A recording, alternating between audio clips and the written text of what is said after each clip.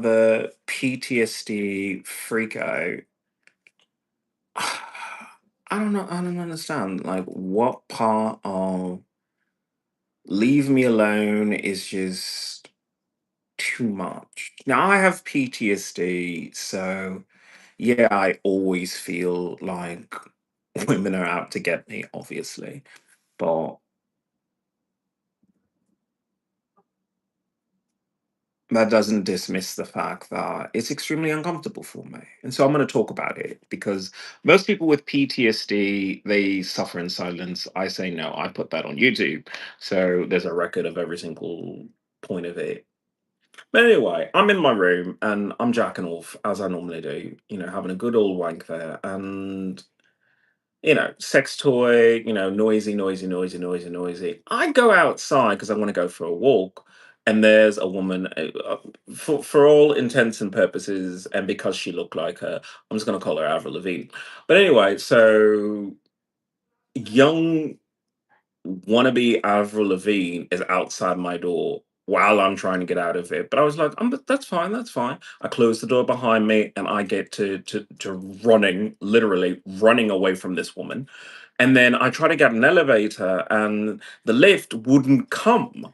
And at that point, I'm trying to press the button, nothing happened. And then she comes behind me and she wants the elevator too, but she's doing that weird thing of, I'm not really trying to get close to you, but I'm just going to block the doorway.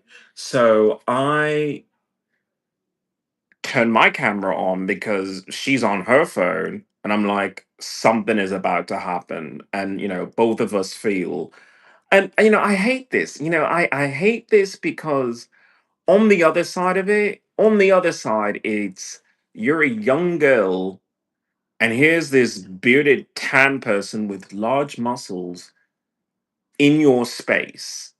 I wouldn't feel safe. And I'm me. So I can understand it from her perspective. But from my perspective, it's I'm trying to get this elevator to get away from you, not be in the same space with you because I don't trust this situation. I don't trust this situation at all. And I understand that, I'm not a celebrity, as in I don't get the big box, but I make music and, maybe some women are just fucking so opportunistic that they say, if I could try something now and cash in on it later, then that's exactly what I'm going to do. But either way, I turn my camera on, she's on. She makes a phone call at the same exact time. We both have the same vibe of we don't trust this situation. We live in America, or for the time being. I don't know where this woman is from. I mean, honestly, she did look like Avril Lavigne, but neither one of us in this situation felt safe. Why? Because we know that in America, you cannot be in a shared space alone with someone you don't know. Maybe in other countries, it's something could happen, but you say to yourself, yeah, but the likelihood of that is pretty low because people are well mannered and they're not sexually repressed as Americans are. And I'm a sexually liberated person. I mean, I use my sex toys liberally. I talk about using my sex toys liberally. My issue is I'm not going to try and date any of these people that I'm surrounded with currently. Why? Because they're jacked into a system that I just don't agree with. I'm a socialist, and I would love to say that I can meet a fellow socialist in America and say, let's be socialists together. That could happen. But most likely, I would find someone attractive and we would date for a while. I'm going off on a tangent. I'm okay with that. And we would date for a while. And then I would look at them and say, okay, well, it's time to bounce. And they would say, why? And I would try to explain to them that you live in a country that is sucking the money out of you. You live in a country that tries to keep you in debt through whatever means possible, whether it be holding over, you know, s- security, as in a place to live for the moment, or it could be food, it could be, oh, do you like that program that's on the television? Well, you better show up next week for the next episode. So you better have a place to live and plug into it and plug into this, plug into that. And I just don't want that. I don't want that for a life. I don't want to be in a town that doesn't really reflect my values. Now, San Francisco, look, I give you a lot of fucking shit. You're trying. You're trying more than other cities. I will give you that. Hi, Murphy. Hi, hi, hi. I'm having a terrible day with my PTSD. I just got stuck in a situation where I had to turn on my camera and say, "Hi, ASMR Big Back. Welcome, Big Back One. How welcome to the channel. What am I talking about?" So I was starting off with a PTSD event that I just went through where I was enclosed in a small space with an unknown woman who doesn't work here. Now, I wouldn't want to be in a space with a woman that does work here, that too. But then I don't want to be with someone who doesn't have a social security number tied to the fucking building. When you don't have a vested interest in keeping your hands to yourself and not bothering me, I don't trust you. I just don't. But anyway, I was on another tangent of the idea of you just leave a city. You leave a city. I was trying to say I do think San Francisco, out of most cities, is trying harder. They're trying harder to keep the city clean and everything. But today, and I love how San Francisco, through its own way, is trying to tell me something without telling me something, which of course I'll just relate to you. Because I'm one of those, I have to say, autism is lovely. It's lovely when you have that level of autistic focus that you can put disparate little pieces of a puzzle together and say, okay, I see the big picture now. So thank you. Thank you for the subscription, ASMR Big Back One. Thank you so much for that. Every little subscription does help. And it makes sure that I feel comfortable to provide, I guess, the content of a veteran who has mental difficulties because of government torture. But either way, San Francisco is trying, but today I happened to be walking around outside and twice, these two different guys in their pickup trucks w- drove past me. But it wasn't that they were driving past me, it was the way the mufflers, the car exhaust is pointed on these cars. And some would say it's a design, or some would say it's a design flaw. I would say that's on purpose. The muffler of these cars is designed to be perpendicular to the sidewalk. So if you're walking and this car comes past you, this truck, you're going to get the car exhaust. You're going to get burning petroleum shoved into your face, whether you asked for it or you didn't. ASMR Big Back One, you look like a very nice guy, by the way. I am a nice person. There was a moment when I was in that situation with that young girl, and it was, do I say, get the fuck out my way, or do I say, excuse me, I need to get by? I chose the former of that because it takes 2 seconds to be nice, and like I say, with my PTSD, every single time, it's 90% all in my head, but there's a 10% of it that is just, these situations are timed so weirdly that I have to say I feel uncomfortable. I feel uncomfortable. I feel uncomfortable, and my spider sense is tingling in all the ways. May I ask what PTSD is? Post traumatic stress disorder. So if you have a very stressful event, the stress of that event. Hold on. I don't know if people can hear me. Hmm. The stress of that event is still replayed in your mind because no matter if you're not in that same situation again, your body and mind is conditioned to see everything as that situation. So I was sexually abused by the American government. So because of that, I can't be around females anymore. There was a time when I had lots of girls and my best friends. I dated girls. I was, surrounded by women. I love women.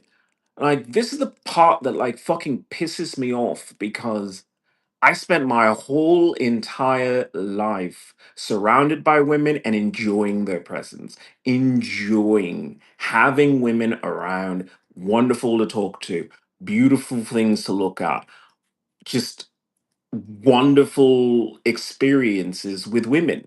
And then because the United States government wanted to fuck me out of life, they sexually abused me. So now I can't be near women at all without triggering PTSD. I am very happy that I didn't scream immediately when that woman decided that she was going to block the doorway, but I'm well within my rights to do so. I think I have PTSD when I get used to get so much homework and it was stressful. People process things in many different ways. I know that's a little bit flippant. I mean, technically, being sexually abused is not the same exact thing as having homework, but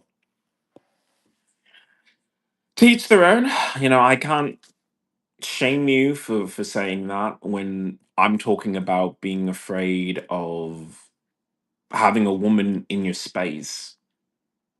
I mean, you never know. You never know with any kind of situation because I live in America, and this is one of the reasons why I appreciate San Francisco, but I can't live here. I can't live in this city where you can't intrinsically trust your neighbors.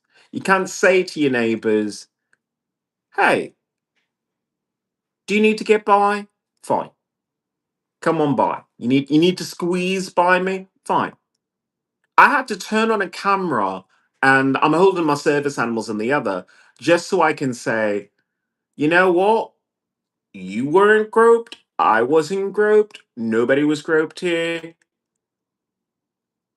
She's on the phone going, if something happens, you know, this person on the other end of the phone is going to hear it. So it's just like, why deal with that at all? The situation shouldn't have even happened. The goddamn lift wouldn't come up, and so I'm stuck in this fucking situation. But you know what? I learned from it. I learned that I can't be a regular person and say, yeah, if there's a woman in the hallway, go and wait for the lift. It's no, there's a woman in the hallway, start running and keep running until you're fucking away from that. Because that is what life is like when you're in America, because you can't trust people here. There's no reason to trust people here. There's no incentive to trust people here. It's just me out for me. Selfishness. Just selfishness. Yes, I get trauma when I see books. Mm. When I was sexually abused, I was reading a calculus textbook, and Master Sergeant Miranda sexually abused me and sent me to the hospital. And ever since then, I I still can't look at it the same exact way. Just reading the word calculus makes me uncomfortable. I saw it in a porno and It's just like, fuck it. I was raring to go. I was fucking raring to go. But like that kind of just it took me out of it because it reminded me of my sexual abuse. I mean, there are so many examples of just abuse of power in this nation, but we don't talk about it as a country. We keep saying, well, that's your problem, or that was one person. No, but no, we're not all like that. No, you are. Everyone in America is a part of rape culture. Even I, as a man, I get it. There's a thing of power and dominance, and there's so many opportunities where you're not in control of your life. You're not in control of things. So you want to take it back by force, and you just can't do that. I mean, you could take your life by force, but you can't do that in that way. What I mean by take your life by force is at that moment that Master Sergeant Miranda decided to sexually abuse me, she should have just said, I quit. I quit. Whoever hurt me so badly that I'm going to risk my career as a Master Sergeant to make me sexually abuse an injured airman, an injured soldier, let's say, I should quit. I should quit and just say, I'm no longer fit for this job if I cannot control myself. But she didn't do that. She didn't. She flipped a switch and said, I'm all in on losing my humanity and disrespecting the uniform that I put on. To this day, I dislike I dislike the whole entire event, but it offends me as an American that a fellow American would disrespect the flag and the sacrifice of other Americans by disgracing them through sexual abuse. I don't understand that at all. It's a bunch of men got into a committee and put me in that situation. So anything could have happened. It could have been I did my calculus homework and we just move on with our lives. But no, Master Sergeant Miranda chose to sexually abuse me. And because of that, no American woman is ever going to be near me again. And you can't keep forcing these situations on me. You know, young Avril Lavigne in the fucking hallway. Just no, you can't be near me. You can't be near me. I tried to give it like 5 seconds because if the lift had came, I would have popped on the lift and gone, straight to the lobby and just be done with it. But the lift wasn't coming, so I had to fucking open up my mouth. I was polite about it, but there's sometimes you don't need to be polite. After what I've experienced, I've earned the right to not have to be polite. I've earned the right to just say, get the fuck away from me. And if you find that rude, you'll find that rude because nobody should talk to you that way. But I've earned that right. I've earned that right. So here I am. I'm still shaken up about it. I'm offended that I even let it get that far, but everything is a learning lesson. Everything is. This is why I see women anywhere near me, 500 feet, 1,000 feet. I turn the other way and I keep on walking because I'm not going to put myself in this situation. I've had like three women with strollers pushing kids toward me, and I just eh, the fact that that many women with strollers are just coming into my path is just annoying. And even getting back on the lift to get back to my room was a difficult thing because it was a woman with her child, but I had to do my part and say, no, move the fuck out the way. Move the fuck out the way because that's what you're supposed to do. And as I said, PTSD means everything for the most part is in my head, but there's that little 10% that says, no, there really is something wrong. And that's why I talk about it. Um, Master Sergeant Miranda, it's that's hardly a name. It's a rank and a last name. I've subpoenaed the United States Air Force and said, no, you need to give me that woman's full name so that I can see her in court because I had a court case against her. Not anymore because I left that city, and then also I have the UN who's supposed to be looking into this, who still haven't gotten back to me, and they said they would get back to me by December. And it's become this weird thing of, well, if you're not going to make it an international incident, then it isn't an international incident. It's like, no, it really is. It really is, because America has been using sexual abuse against American citizens as a weapon against its own people. Now, in some cases, if I'm trying to see the silver lining in it, they're trying to say you're a trusting person. Please do not trust people. Please do not relax when you see women. Do not, because honestly, I mean, I come from the military. Men of the military, they come from most of the time decent families with mothers and wives and daughters. So they would go over, I have to talk about this. They would go overseas and they would see women of a different faith, let's say.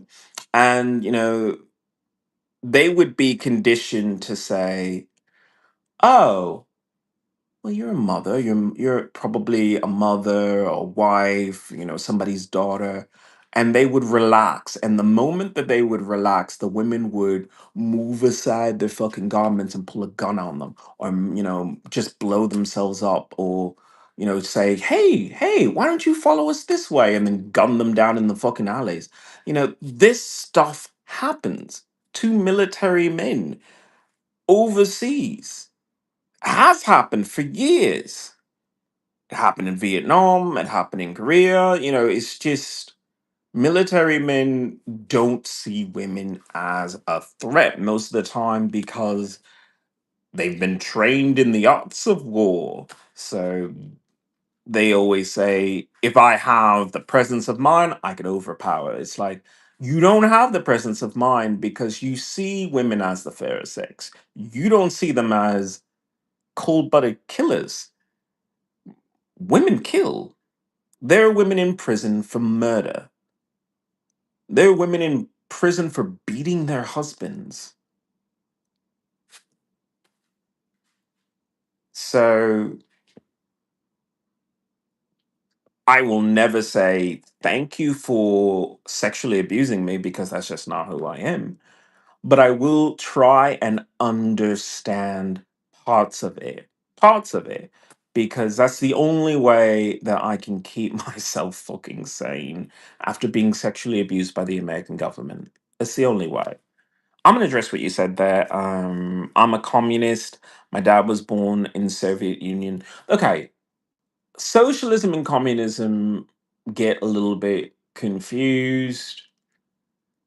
I say socialism, and I do say communist a lot because I almost feel like a centralized government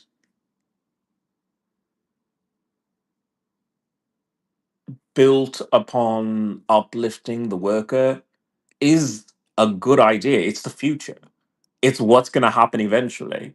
Why? Because people are going to wake up and say, why are we still doing things as we do?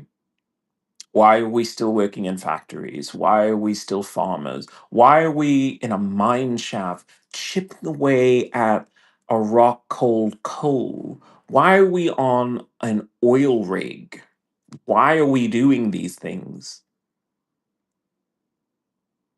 And when they have that epiphany, it's going to be, okay, well, don't do that job anymore. Okay, so what do you want to do? And there's going to be unemployment. When unemployment rises, the government gets nervous. It gets nervous because it gives people a moment to make a choice. It's like when there was a blackout here in San Francisco. The power went out, and there were some people who panicked. There were definitely people who panicked. But there were some who said, well, I mean, I had candles and I never had a reason to use them, but, you know, I light a candle.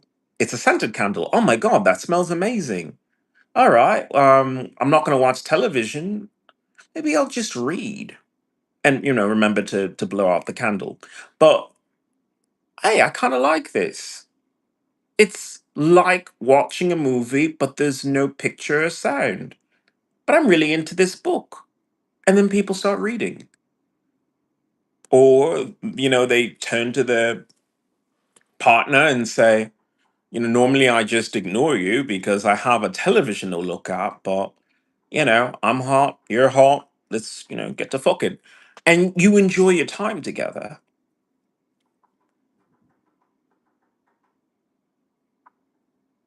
But then the power comes back on, and most people just say, okay, well, that was a nice daydream. Let's get back to reality. It's like, no, you can have that anytime you want. You can have that with the power on, you can have that with the power off. You just have to make a choice. And with communism, if it's done incorrectly, you lose some of the choices.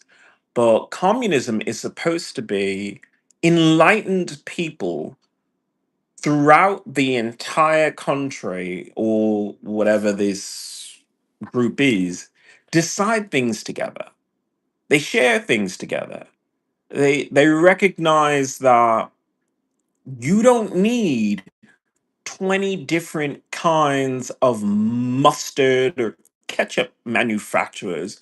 You just say, this is ketchup, and we all agree.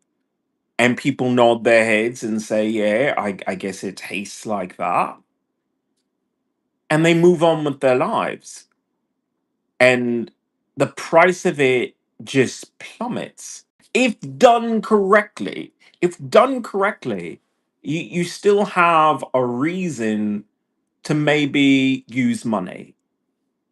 If it's done incorrectly, you have two sides of it where the money becomes completely unusable, or people just go to a barter system, which, by the way, is not a bad idea.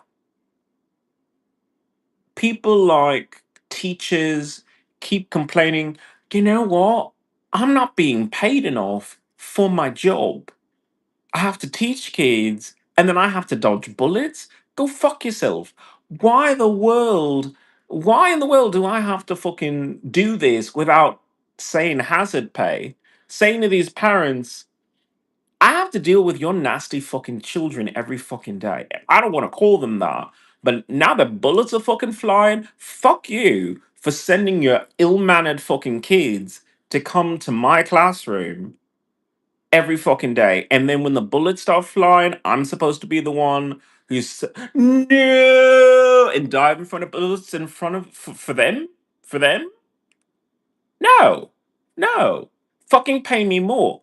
And the teachers who actually say that, I mean, more power to you if you're that honest.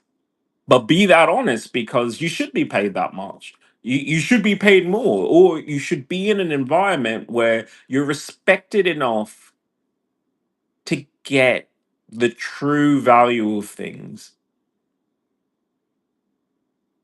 As much as I hate these fucking PTSD events, I'm gonna try and turn them into life lessons on YouTube. Money is wonderful, and it can do a lot of great things for you, but it can also fuck up your life.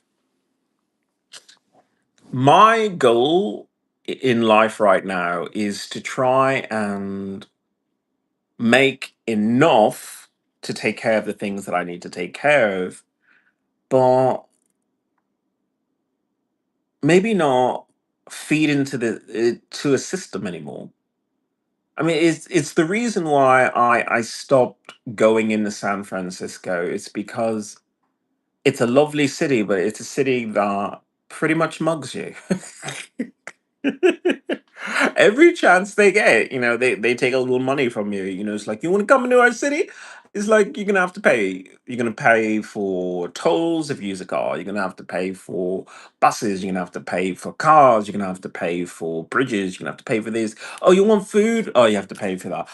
You want entertainment? You're still gonna have to pay for that. And I love the idea that in some cases, of course, it's justified. If you're an entertainer and you have a skill that is your craft, and you working on it right now, like Chris Houseman is a gay country singer, and he's performing right now in San Francisco. And I support him. So if you can still get tickets for him, go see him in concert. I won't pay for tickets for him because I can't afford to. And two, I don't agree with the system at all. I make music, and if people play my songs, great. If they don't, I don't care. I made the song. That's all. I like the idea that a barter system can function alongside capitalism.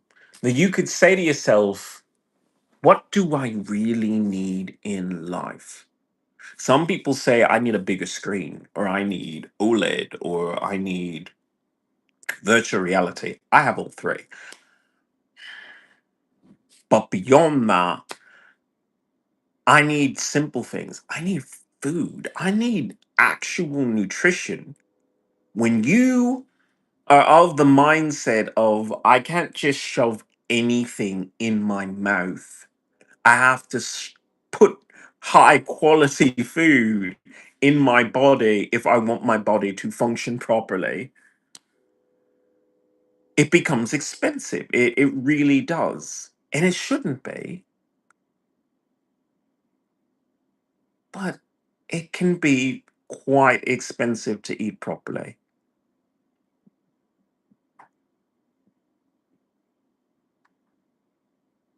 So, all these people who want to continue feeding into this system that is bleeding you dry, look, I support Disney and Netflix and all the companies that are making content, because if you go beyond the content, they're trying to teach you life lessons. They're trying to show you the world in so many ways.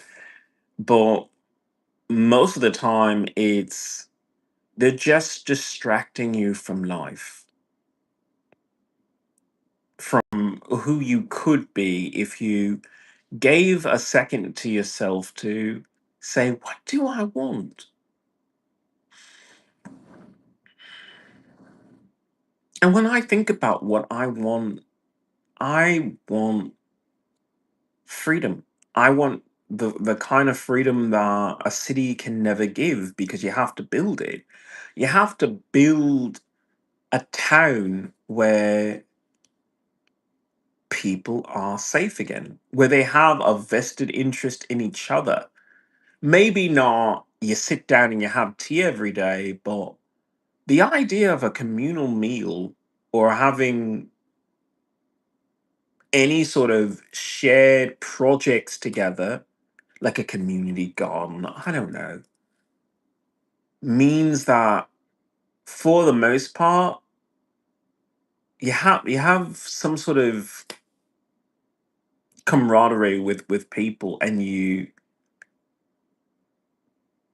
You feel a part of something.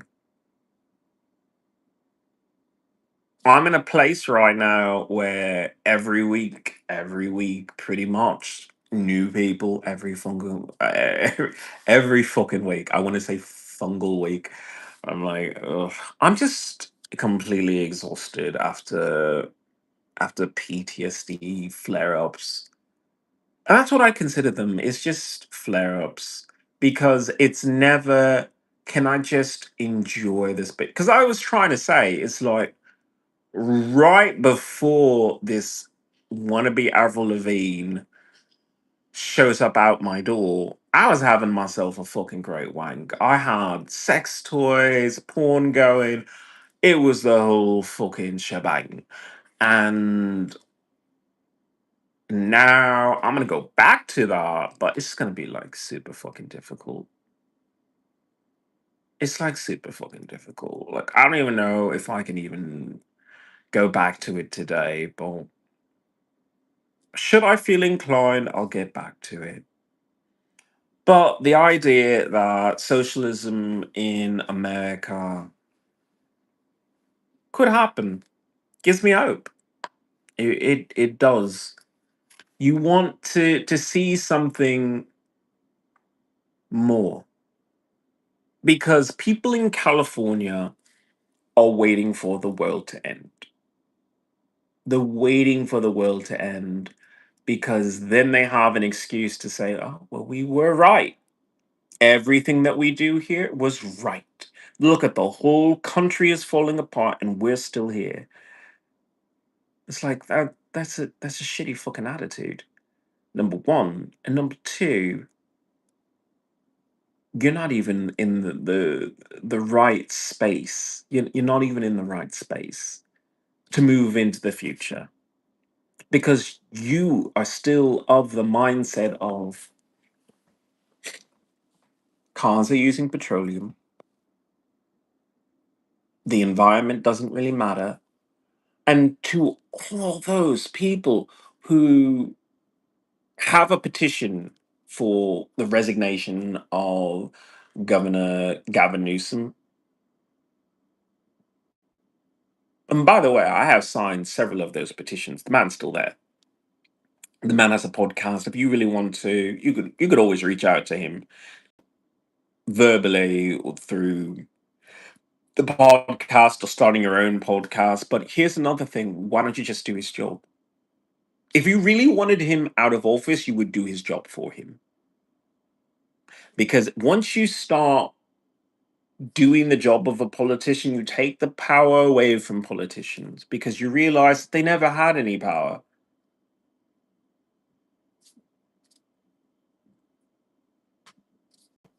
Like Governor Gavin Newsom runs the state of California, but he doesn't really run you. If you disagree with him, if you disagree with the wildfires, then you have to do something about it. I started my petition for let's plant a million trees to replace that what was burned over. Um, I'm terrible in my fucking English right now. I'm so exhausted dealing with these creepy situations with women in America that I can't even speak. I'm just so uncomfortable with all of it. Just uncomfortable. But either way, if you dislike your government, do their job. Do their job. When people were complaining about President Trump is defunding the EPA. It's like, well, he should. How long have they been here and the environment's been getting worse? And you can always say, well, the government wasn't really allowing them to. It's like, no, no, no, you're the government too. So that means you weren't allowing them. That means you weren't involved. People like to say, well, if I had a fancy degree, I'd be an environmentalist too. It's like, no, no. Every decision you make, every decision you make is impactful, it's powerful. And people across the globe have been making poor decisions about the environment. Every piece of litter that they discard, every decision to buy a product that was made by just destroying the earth. I'm holding a cell phone right now. It's allowing me to do this podcast, but I made the decision to buy something that I know harms the earth. Shame on me. But own that, and do something about that.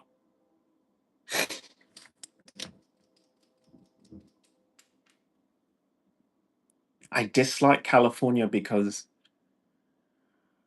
they're so close, so fucking close. But yet still, they're just blind. Blind.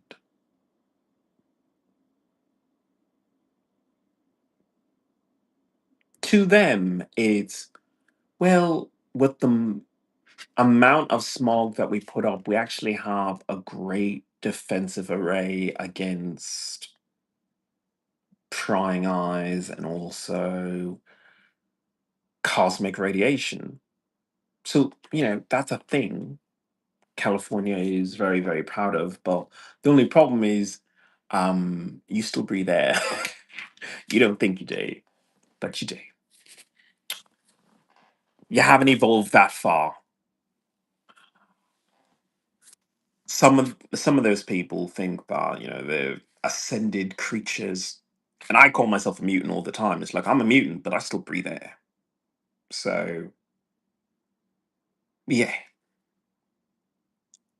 I want pollution to go down, or here's the other option: let the pollution continue, but protect human life. I don't get on this thing that often because I don't know. I see the world a lot differently than other people because I see potential. I see an idea where, yeah, San Francisco, Los Angeles, they continue on doing what they do. But maybe there's another town in California that comes up that says,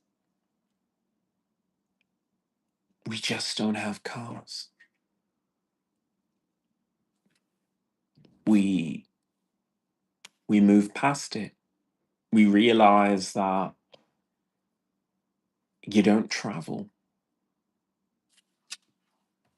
you teleport. I'm trying to fine tune in my head at least and try and put it to paper this idea of light into matter,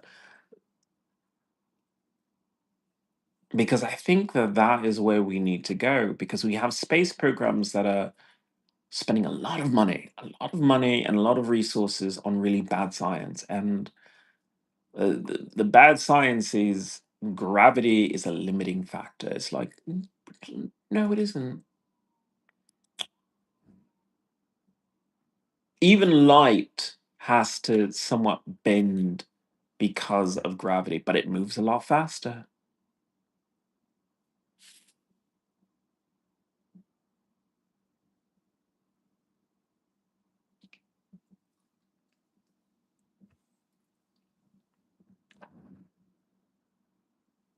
We have discovery, we have perseverance on Mars. Why don't we put a farm there? Why don't we put a hospital there? You could say, well, who's going to work that farm? I'm like, well, robots do. So we have robots. We have very, very functional robots. Maybe not to the level that they could be if we recognize, just just just let a robot do it. But that's where we need to go. That's what we need to do. We need to have this mindset of, we are flesh. We are flesh. We're not supposed to go out into the stars. We're supposed to bring the stars to us.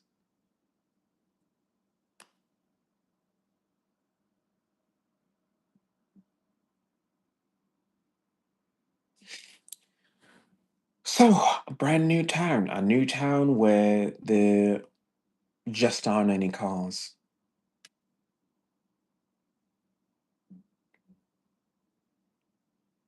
Speed limit is walking. Technology level high. Everyone has a flat screen, or everyone has VR. Everyone has the opportunity to do that. There are restaurants, there are businesses, but there's little use for money when you have everything. When you can literally print yourself a one of a kind outfit every day because it's just matter rearranging. And when you're done, you just put it back into the disassembler and then you reassemble a brand new outfit the next day. Or you let someone else have that outfit now that you've designed it and they want to borrow it. That makes so much more sense than how we're living our lives of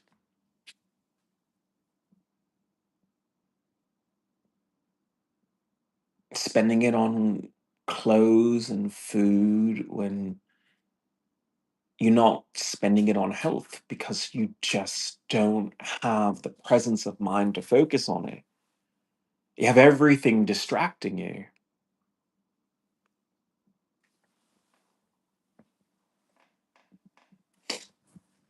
So, a little less distraction. There's no Wi Fi, everything is hardlined, crystal clear connection, faster than any other internet.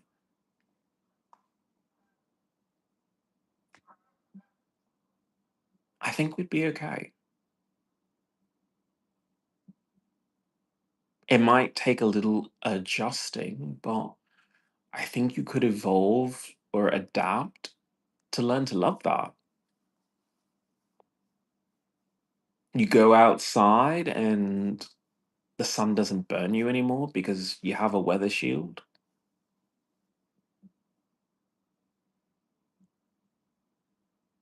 and even the rain gets filtered. Maybe not exactly pure water, but as maybe a step closer toward that than having pure acid rained upon you because you live in a goddamn fucking city. California and San Francisco and Los Angeles were trying their hardest to say there's a place for you here. It's like that there is. It's just not in your cities because you let that happen and you say, well, if you made more money, you wouldn't need to put up with that. It's what about everybody else? What about everybody else? I talk about how much I hate that fucking East Los Angeles, but I cared about the people because these forest fires were affecting them. These forest fires. And they just didn't have a moment to stop and say, how is this going to affect me? How is this going to affect my children? Sunnyflower, hello, how are you? I had another PTSD event and I was super stressed out over it.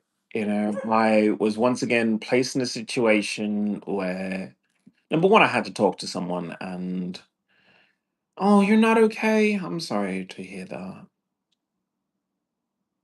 There's a lot of that going on. You can always take a moment for yourself and realize that this is a safe space to talk about your feelings. Huh.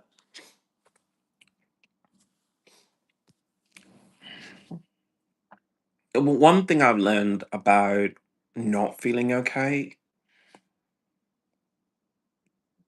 feel that emotion, like live in it, but also take a moment to think about what could you do differently?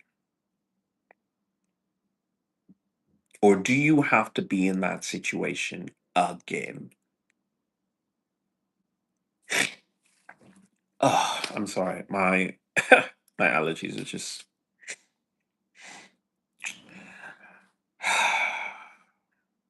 I'm wrestling with it. I really am wrestling with it because I'm a disabled veteran, so I could go for a home loan, but I I don't want to because it's here's a bunch of money for a space for yourself, but then you owe money. It's not here's a space for yourself. It's can we put you in debt? You're already disabled, but can we put you in debt?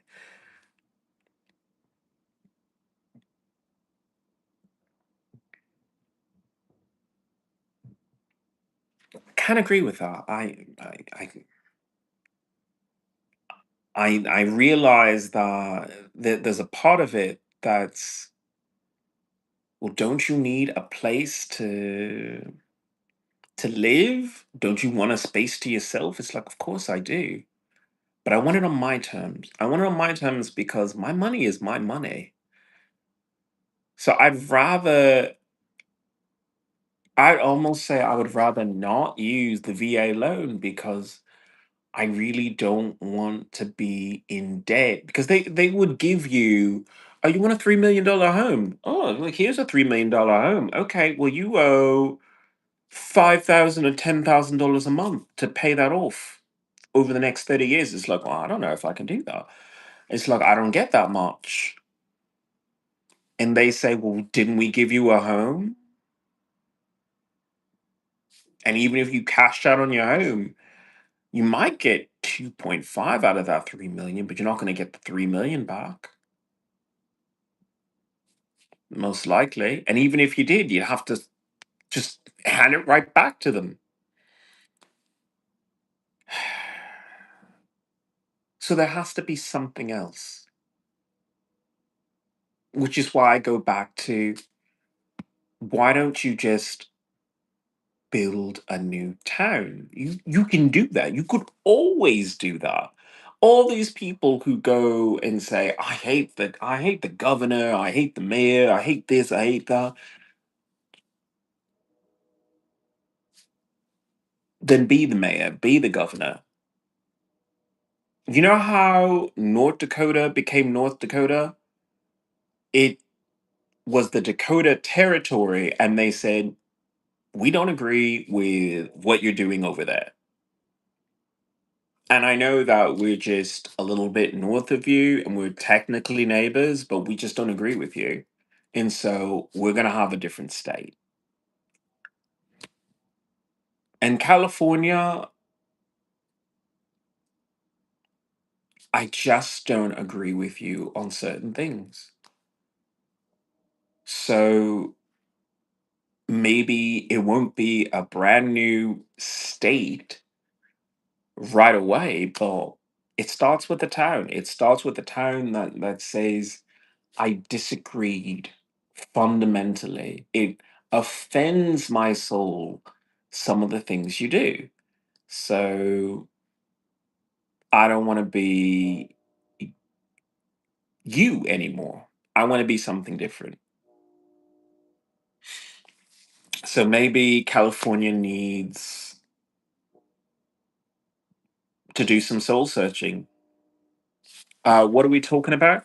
I'm talking about socialism. I'm talking about this beautiful idea of living in a brand new, fresh town with all that we've learned. We've learned very, very, very, very difficult to learn this, but we have learned that cars are killing us. Either it's drunk or high people behind the wheel. It's people who are asleep and exhausted behind the wheel. It's the car exhaust that is killing people. It's the roads themselves that are killing people.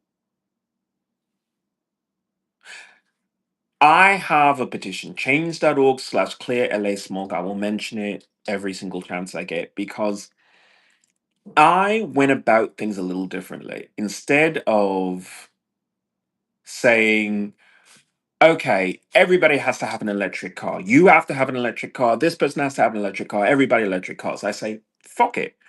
Drive whatever car you want, but the roads themselves have to adapt to the change. They have to be made of a material that is porous, that allows the airflow to pull all of the pollution underground, filter, come out as a number two pencil. You can use it again, but it's not in your lungs. And I have to mention this because of the trucks that passed me by as I walked on the sidewalk. It's this person bought this car, this truck, and they know that that muffler is sideways. They know that every time they drive the car past a person who's walking on the sidewalk, that they are expelling burning petroleum, burning oil, pitch. This is medieval bullshit. This is medieval bullshit. That's what they used to do to people who were trying to storm a castle. They would take burning pitch, this black goo from the fucking ground, they would set it on fire and they would pour it over the ramparts at people.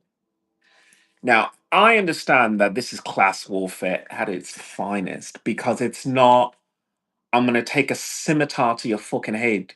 It's, I'm just going to poison you every single day. I don't know your name. I don't know what you've been through. But when that person bought that car, that truck, that's what they said. I'm a fuck you person.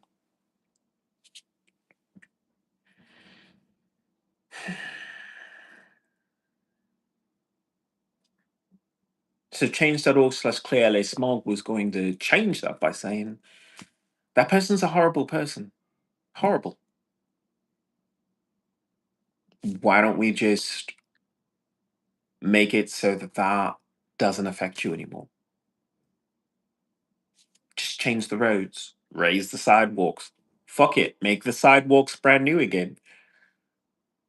We have it in our headsets. I want to say brains, but really, we're all cyborgs. We have it in our headsets that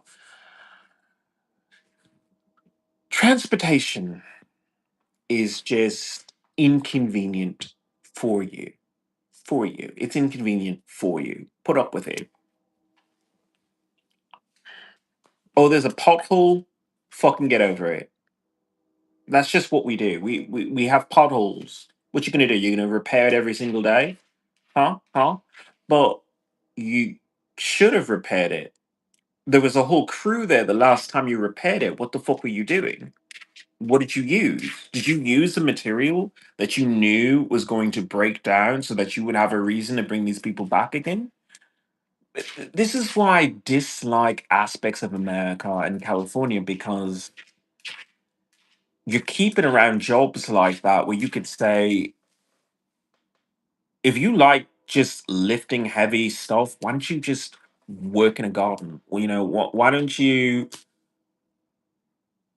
I don't know, build some levees for the fucking city when the rains come because the amount of energy that they were putting into not repairing the potholes, they could have spent building the fucking levees because it rained last night. It rained and it flooded. It flooded through San Francisco. And all I could say is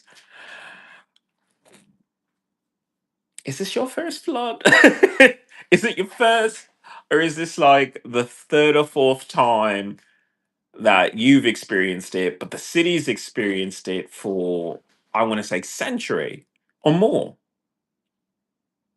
So if for a century, you know that when it rains here, especially, that the water will rise and it will flow through your city, why have you not come up with a solution for that? Because that's serious. It's not just, your tub overflows. It's when you have that level of foreign water just coming through, you're going to have a lot of mold setting in. You're going to have people getting sick from that. They'll get black lung from it. Once again, class warfare at its finest. Why? Because poor people don't think that way. They don't. They just say, "Ooh, look at that! The car is floating," and they don't say, "Oh, the water is in your basement. The water is in this restaurant. It's in its walls now. You're gonna eat in that restaurant."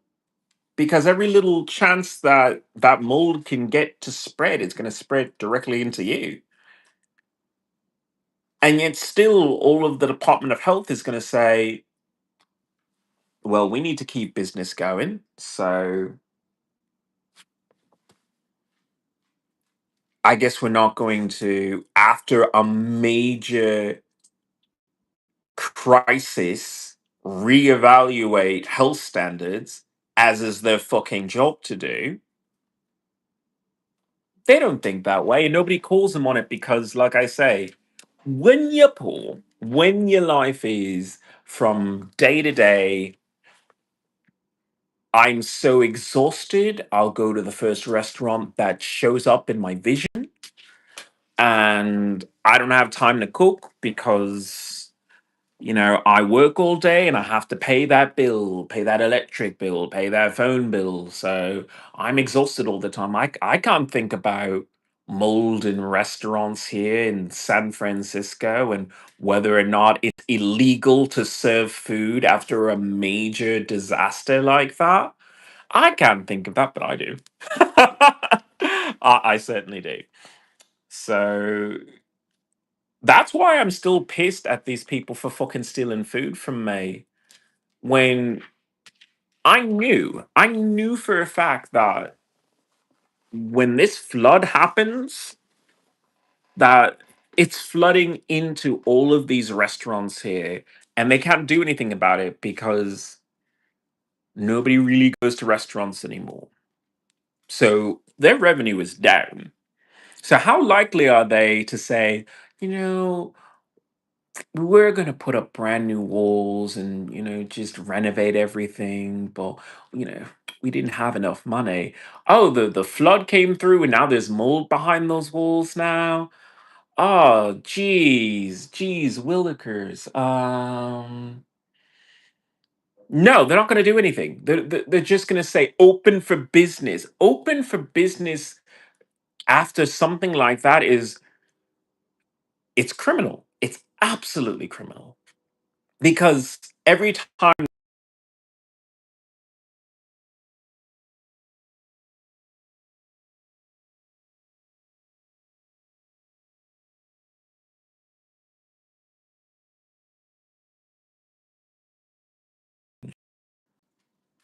because in their heads, if you're that stupid that you are still eating a stranger's food after everything that we've experienced, COVID, floods, molds, just wild violence, and you're still doing that, and that's on you.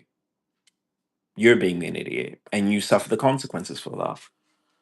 I have the belief that even if people are idiots, that doesn't mean that you disregard human life, because human life is precious and you never know. Just because the parents are idiots doesn't mean that the kids have to be. Like, you're really going to condemn children for having parents that are so exhausted in America that they can't make informed decisions for themselves? How many parents have that ability to make informed decisions for themselves? I'm sorry. I have a lot of spit. Saliva. I'm actually hungry. I'm gonna have to take a break and cook a meal or something, or at least I would if anything was functioning in this place, and it isn't. So go figure. I won't stop talking about this idea that we can be more, we can achieve more, and we deserve more. So I will try my hardest to fight through my PTSD and talk about things that matter more than just the fact that I have PTSD, because at this point I'm sick of talking about it. I'm sick of talking about it. But I will continue to do so because you should never be silent about your abuse, especially abuse from your country. I was abused by the United States government, so as an American citizen, I have the right to publicly address that any chance I get, not just be silent because they pay me. It's you paid me and you were wrong. So acknowledge that you were wrong, America, and grow from it.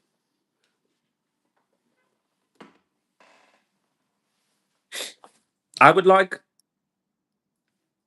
to think that America is more than just a flag, more than just land and squiggly lines that divide it between itself and another country. I like to think that it's people. Some good, decent people live here and they need help. All these people who gather around, and I have to, keep mentioning this because it shows up in my email. Every fucking Democratic Party has my fucking email, and they keep emailing me about, oh, sign this petition, donate to us, help us, further our message. It's like, no. The problem with the Green Party, I say the Green Party because they're the only, group I was really rooting for. The problem with them is that they didn't get the point. If you lose the election but still had votes, you had a victory. And that victory should mean you have your own country, or you go back to your state and say, well, fuck it. All the things I wanted to implement, I'll implement here. The fact that California needs to have a well defined domestic and foreign policy cannot be overlooked. You can't turn to the federal government and say, we hope you do something that aligns with what we need. It's no, you're in this too. United States of America. There's a difference. There's a difference. France is France. England isn't even England. It's the United Kingdom. If they really should say United Kingdoms, but they chose they chose their own path. But when you say United States of America, it really should mean there's 50 states, 50 different versions of the America propaganda. Some are more socialist than others, some are more hippie than others, some are more conservative. Some are definitely more conservative, some are more liberal. But there's always room for I disagree. And if you disagree too, why don't we agree to live together and abide by the same rules? I haven't been vocal enough about it, but I'm for California legalizing LSD. I've been campaigning for it. Oh, so hard on X. So, yeah, you already have weed. You already have marijuana. You already have cannabis. LSD is just a natural evolution from that. Like you want to be on the cutting edge because just corner all those markets. If you corner the market on LSD, can you imagine what California could accomplish? If California became not only a drug capital, but an enlightened state that understood the shamanic principles behind psychedelics, that you don't just do it to escape depression or whatever, you use it to transform your mind, transform your body, and change reality itself. You would see a difference in people. And I want to say that as much as I want it to be legalized, I almost want it to become a religion. I really want to impress upon people, if you want LSD,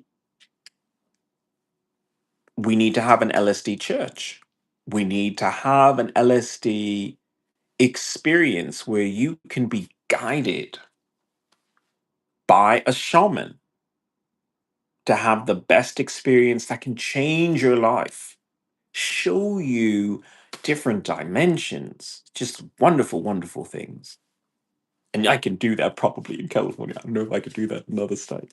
So I feel inclined to at least see if I can get that legalized. So, as much as you try and frighten me away from you, if I can accomplish free LSD tabs across this state, I'm gonna fucking stay for that. I mean, that sounds pretty cool to me. Either way, my name is Ian Leona. I hope to see you on the next podcast.